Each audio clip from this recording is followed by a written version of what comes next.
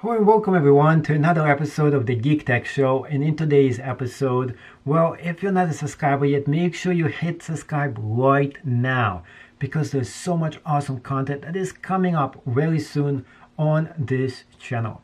In today's video, we are going to be doing a head-to-head comparison between two cool different kind of cameras, including the brand new Mark III G7X, the most anticipated camera in the past few years. You know what? I've been waiting for this such a long time, and it eventually came out and I had to have it. The first date came out, I pressed on order it right now. This is how much I needed this specific camera. And interesting enough, this is what I actually record almost all my videos on this channel. Except I'm using right now the backup camera, which is the M. So the M6 is the one that is featured right there that is doing the recording, which I usually do not actually use. Actually, I use this one because it's just much easier for me to do. So in this video, we're going to be doing a head-to-head comparison between two different cameras. This is the Canon G9X Mark II. There used to be Mark I, but it's no good. So the two version is great. But the question is, which one should you be getting? The Mark III or the Mark II? Which is the best one? And of course, which one should you get for your needs? Before I get started doing head-to-head comparison between both of those, I want to tell you that this is a very good and slim camera. And you can use it for a lot of different things. On the other hand, this Canon G7X Mark III, this is great for vlogging, YouTubing, and things like that. And the biggest difference between those two is this has a selfie screen built in right in here, and this one does not. That being said, let's get started doing a video comparison between those two and find out which is gonna be the winner.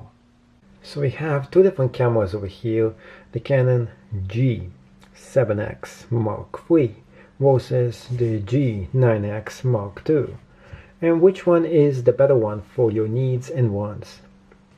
This is my main workhorse right now. I just upgraded for version 2. This is the version 3 of the same exact deal.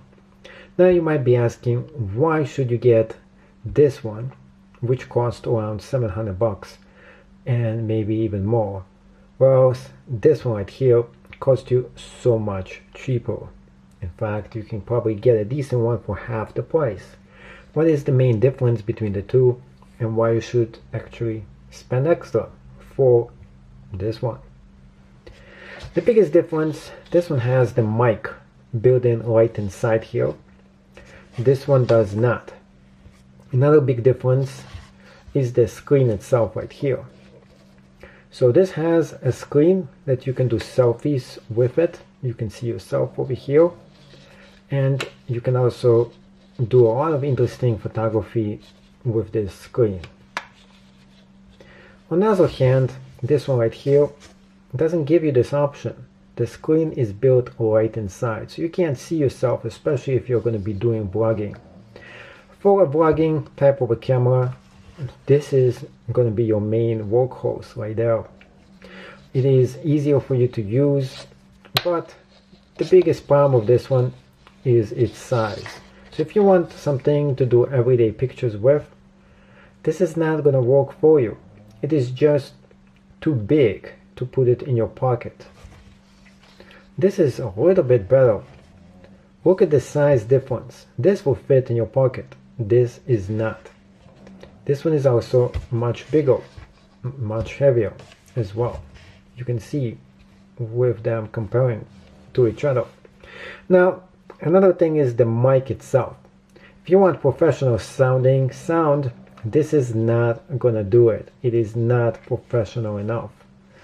One of the reasons why, this actually has an external mic built right in here. You open this up and you add an external mic and you're all set to go. This one has nothing like it. In terms of the grip, this one has very good grip right here. You can hold and take pictures. On the other hand, this doesn't really have much of a grip at all. It's okay, it's not this great. Now when it comes to the flash, This has a micro miniature flash in here. On the other hand, this one has a pop-in flash that is actually a little bit better. And here is why. If you're going to be taking snap pictures with this one, it only points this way. On the other hand, you can actually move this around if you need to. So that is great. Now, everything else is very similar between both of those cameras, but there is something else here as well. If you look right on this, you're going to be seeing the following. This has 4.2 zoom built in here. This actually goes from 24 millimeter, and it goes much more than that.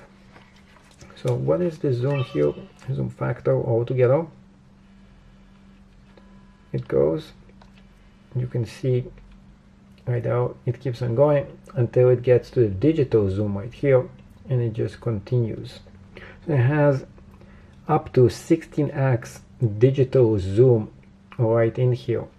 Also a cool feature here, you can actually press on a touch screen and start recording. This is a cool feature, especially if you're doing vlogging. You can just press on it right here and it's going to record what you're doing. So you don't need to press on this button all the way in the back here. I do wish it actually made a sound. Maybe I haven't looked in the menu, but when you press on the record, you don't hear any sound. So you really don't know if you're really recording yourself or not, except it's going to say record on it. But you don't have the sound that says that, which is a little bit of a bummer. This has 3x digital zoom in here. It is not as great as 4x digital zoom, but it's still good. So let's keep on zooming here right out, and you can see it. It goes all the way to 6x, 12, all the way to 12x is the max. Then it's going to go for digital zoom factor. But that's pretty cool as well. Unfortunately, this is only 28 millimeter, and this is 24. Another big difference between the two, this is actually a little bit better with macro photography. It gives you such better image when you're taking something super macro. So let's get something macro right there and take a picture. Turn this on, focus on it, and snap it. You can see it right there. Let's use this one. Same thing. On and on. Change it to auto. Focus on it. And let's check it out. P right here. A little bit too dark. Well, it's just a setting. And take a picture. It didn't come out as well. Now we can actually turn the macro on. It doesn't make much of a difference. Get pretty close to it. Right there. There we go. As you can see, it's refusing to focus sometimes on it. You see that sign right there? Refusing to focus. Too close. You have to move it a little bit away, like about here, from the object, and then you get it to focus. Now on the other hand, this one right here, you can get right in its face. Well, not exactly, but focus first. See, much closer. You gotta just press on it so it focuses on it, and take a picture. Now let's compare between the two. And press on info, and it's all the way in the top. There we go. Now you can see how it looks like right here, the whole image, and how close it gets to it. And this one. And let's compare between the two. So you can see this is a little bit closer than this one right here. But how good is it would be the question. So let's zoom in and move it right here. You can see how close the details are shining in here. That's amazing. Let's take a look at this one right here.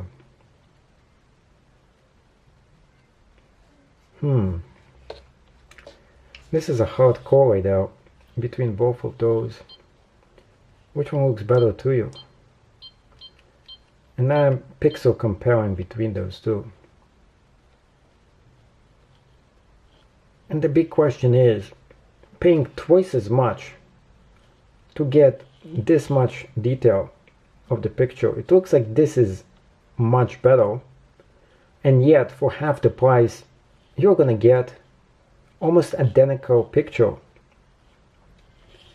All things equal, maybe this is the better camera in terms of price. But if you want to do vlogging, this camera can do it, this can't. Now they both have a link function to them that you can use. This one makes sounds.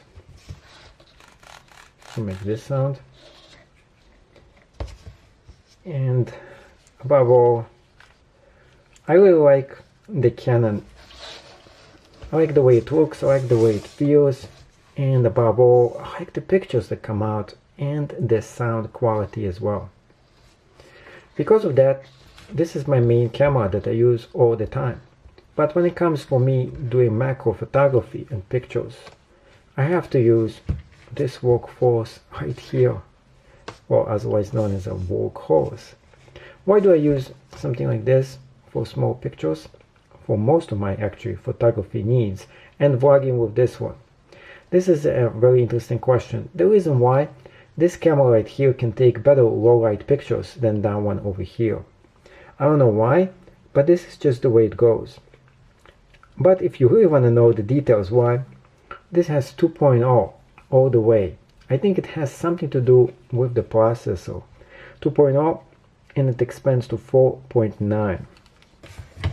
Now this one goes all the way to 1.8, and it goes to 2.8.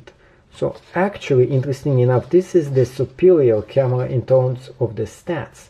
But for some unknown reason, when it comes to macro photography, I think the processor does such a better job with this one in capturing low light.